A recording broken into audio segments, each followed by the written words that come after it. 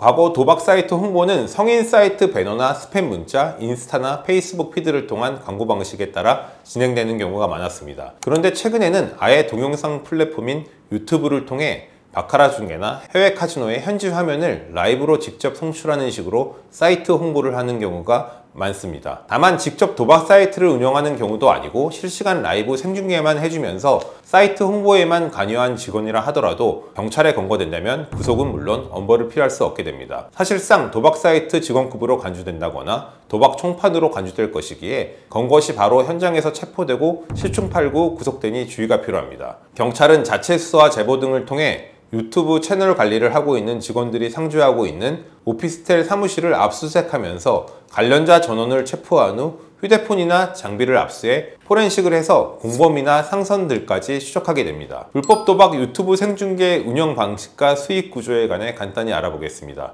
도박 사이트나 바카라 홍보 관련 유튜브 채널마다 운영 방식은 천차만별로 다를 수 있겠으나 보통 총책은 카지노가 있는 해외 현지에 상주하면서 텔레그램으로 비대면으로 업무 지시를 내릴 때가 많아 경찰에서 도박 홍보 채널 운영자들을 검거한다고 해도 총책이 아닌 관리자나 직원들만 우선 검거될 수 있습니다. 직원은 총책의 지시를 받아 유튜브 채널을 개설하거나 기존 채널을 매입한 뒤 본인 또는 지인 명의로 오피스텔이나 원룸 등 사무실로 사용할 공간을 단기 임차해 장비를 설치한 후 바카라 유튜브 방송을 송출합니다. 사실 도박 사이트 홍보에 관여한다면 대부분 대포폰과 대포통장을 사용할 것이며 사무실도 단기 임대식으로 임차해서 주기적으로 장소를 옮겨 다닙니다. 유튜브 채널도 관련자 명의가 아닌 제3자 명의로 개설하거나 매입하는 식입니다. 유튜브를 통한 도박 사이트나 해외 카지노 실시간 중계는 24시간 진행되어야 하기에 직원 여러 명을 채용해서 파트타임별로 업무를 배분하며 2인 1조로 한 명이 화면 송출 업무를 담당하면 다른 한 명은 오픈 채팅방 등에서 도박을 하려는 사람들에게 바카라 사이트나 도박 사이트 주소와 가입 시에 필요한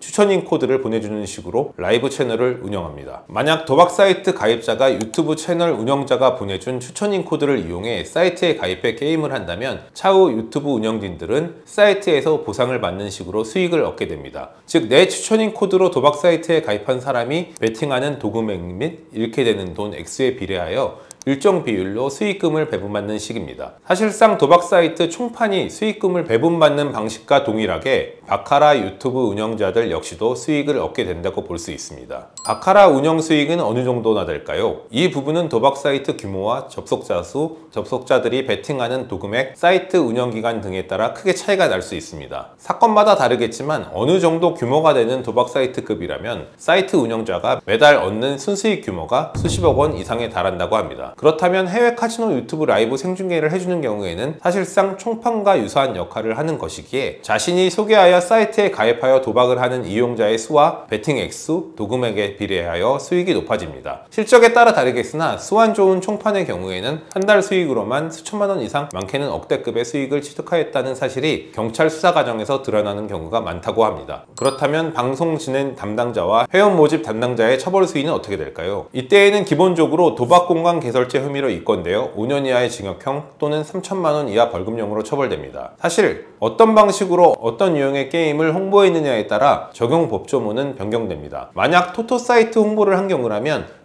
국민체육진흥법 위반으로 기소되어 7년 이하의 징역형 또는 7천만 원 이하 벌금형으로 가중처벌될 수 있습니다. 나는 방송 진행만 담당했거나 회원 보짐에만 일부 관여한 직원이나 알바생일 뿐이니까 검거되어도 불구속 조사 재판을 받고 집행유예까지는 나올까 기대하기 쉽지만 실상은 전혀 그렇지 않습니다. 방송 진행과 모집에만 관여했다고 해도 단순히 도박 공간 개설의 방조범으로만 간주되는 것은 아니며 아예 전체 사건의 범행에 직간접적으로 조력한 공범으로 평가되기 때문입니다. 구속수사를 받게 되는 것은 물론이고 초범이라고 해도 최소 징역 2, 3년 수준의 실형을 받게 될 수 있습니다. 더하여 계좌 추적을 피하기 위해 대포 통장을 사용했다면 전자금융거래법 위반죄 혐의도 추가되며 돈 세탁을 하면서 현금 은닉과 인출을 했다면 범죄수익은닉규제법 위반으로도 기소될 수 있습니다. 물론 각 당사자별 처벌 수위는 가당 기간이 어느 정도인지, 받은 수익금과 급여 정도가 어느 수준인지, 유튜브 방송을 통해 송출한 카지노나 사이트 개수가 몇 개인지에 따라 달라질 수 있습니다. 대형 사이트의 해외 서버는 추적이 불가능할까요? 추적이 가능해지는 이유와 가담자들은 결국 검거될 수밖에 없는 이유에 관해 알려드리겠습니다. 도박 사이트 운영자나 홍보에 관한 수사는 일선 경찰서급이 아닌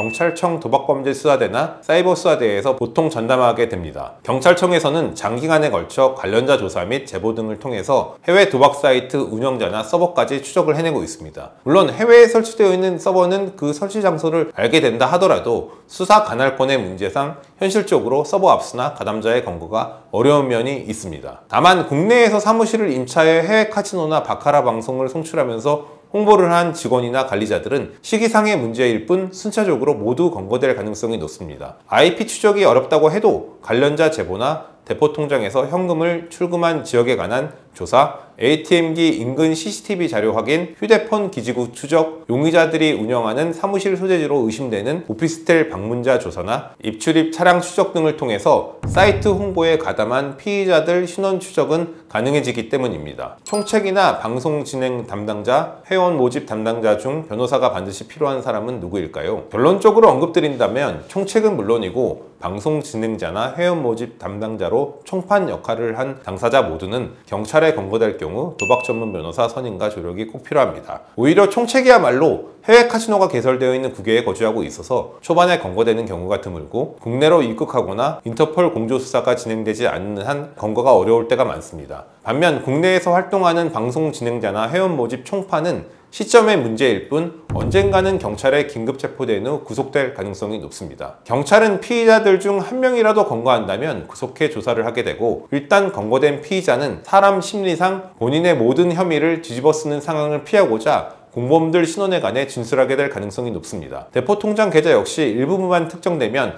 계좌 추적을 통해 총 수익금 규모와 자금 세탁 루트가 모두 확인될 수 있습니다. 더하여 이렇게 공범이 있는 도박 사이트 홍보 사건에서는 수사 및 재판 과정에서 서로 간의 책임을 전가하고 상대방 직급을 높여 진술하고 본인의 직급은 단순 직원이나 알바생이라고 하면서 가담 기간과 수익금을 낮춰 말할 때가 대부분입니다. 서로 간 진술이 엇갈리고 책임 전가를 할 것이기에 변호사 조력을 받아 면밀히 대처하지 않는다면 실제는 아님에도 내가 오히려 중간 관리자나 상선급으로 간주되면서 회원 모집과 방송 송출에 직접적인 역할을 한 것으로 오해를 살 수도 있습니다. 이렇게 되면 실제보다 과한 수준으로 형량이 산정될 수밖에 없게 됩니다. 따라서 도박 사이트 홍보 사건에서는 검거 시 구속수사를 피하지는 못한다고 해도 변호인을 선임해 억울한 혐의 적용을 받는 상황을 방지하면서 공범들 사이에서 불리한 위치에 서지 않고 법이 허용하는 최선의 선처를 받도록 빠른 조치를 취해야 합니다. 도박 사이트 사건의 직원으로 연루되어 경찰 조사에 가야 하신다면 법무법인 은혜에 연락 주시기 바랍니다.